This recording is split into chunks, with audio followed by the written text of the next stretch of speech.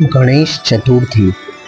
જાણો કેમ ઉજવાય છે ગણેશ ચતુર્થી અને શું છે તેનું મહત્વ. તો ચાલો જાણીએ. ગણેશ ચતુર્થીને ભારતના વિવિધ ભાગમાં અનેક રૂપમાં ઉજવાય છે. હિન્દુ ધર્મ મુજબ આ દિવસે ભગવાન ગણેશનો જન્મ થયો હતો.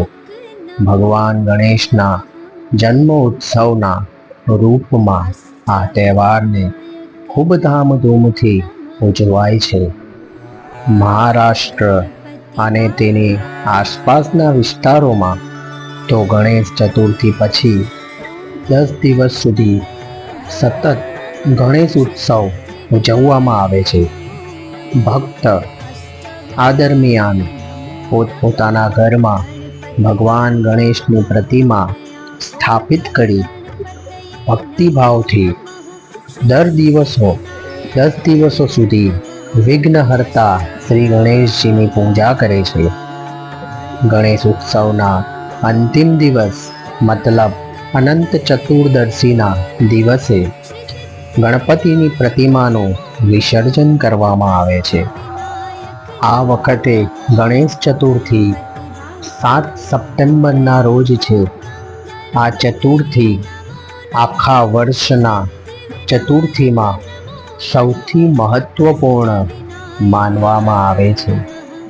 આ દિવસે ભગવાન ગણેશની પૂજા કરવાથી ઘરમાં સુખ, સમૃદ્ધિ અને સંપન્નતા આવે છે.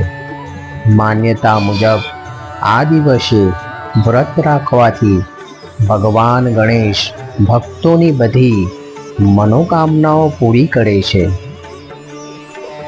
શિવપુરાણમાં એક કથા છે કે એકવાર માતા પાર્વતી સ્નાન કરવા માટે જઈ રહી હતી.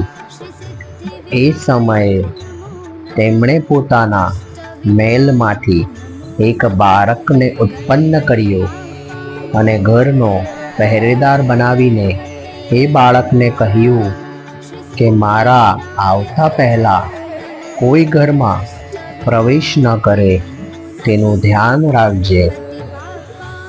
માતાના કહેવા મુજબ ભગવાન ગણેશ જે તેમના પુત્રના સ્વરૂપમાં આવેલા હતા તે પહેરેદારી કરતા હતા. થોડી વાર પછી શિવજીએ જ્યારે ઘરમાં પ્રવેશ કરવા માંગ્યો તો બાળકે તેમને રોકી લીધા, જેના પર શિવજીએ ક્રોધિત થઈ ગયા અને બાળક સાથે ભયંકર યુદ્ધ કર્યું. પણ સંગ્રામમાં તેને કોઈ પરાજિત ન કરી શક્યું. તેથી ભગવાન શંકરે ગુસ્સામાં ત્રિશૂલથી એ બાળકનું માથું ધડથી અલગ કરી દીધું. જ્યારે માતા પાર્વતીએ આવીને આ જોયું તો તે ક્રોધિત થઈ ગયા અને તેમણે પ્રલય કરવાનું નક્કી કર્યું. ભયભીત દેવતાઓએ દેવર્ષિ નારદની સલાહ પર જગદંબાની સ્તુતિ કરીને તેને શાંત કર્યા.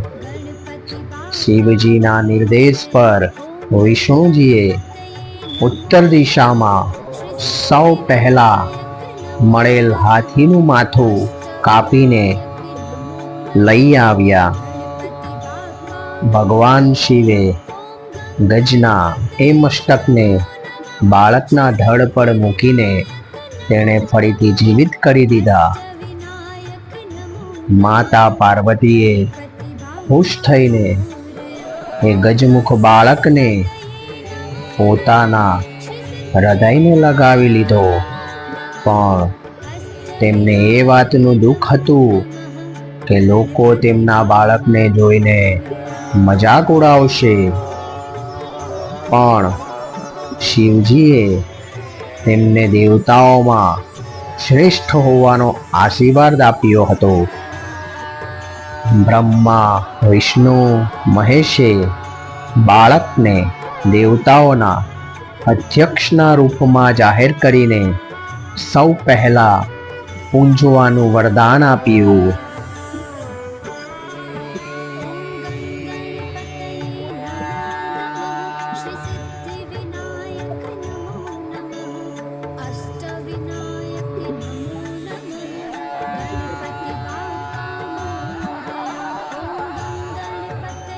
ભગવાન શંકરે બાળકને કહ્યું કે હે ગિરિજાનંદન, વિઘ્ન અવરોધોને નાશ કરવામાં તમારું નામ સર્વોપરી રહેશે.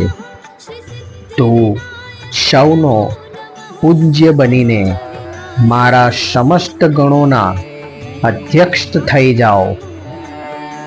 હે ગણેશ્વર, તું ભાદ્રપદ માસના કૃષ્ણ પક્ષની ચતુર્થીના રોજ ચંદ્રમાના ઉદિત થવા પર ઉત્પન્ન થયો છે.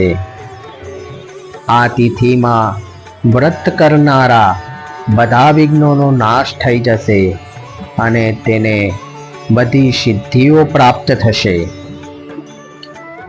કૃષ્ણ પક્ષની ચતુર્થીની રાત્રે ચંદ્રોદયના સમયે ગણેશ તમારી પૂજા કર્યા પછી વ્રતી ચંદ્રમાને અર્ધ્ય આપીને બ્રાહ્મણને મિષ્ઠાન ખવડાવે. ત્યાર પછી ખુદ પણ ગળ્યું ભોજન કરે.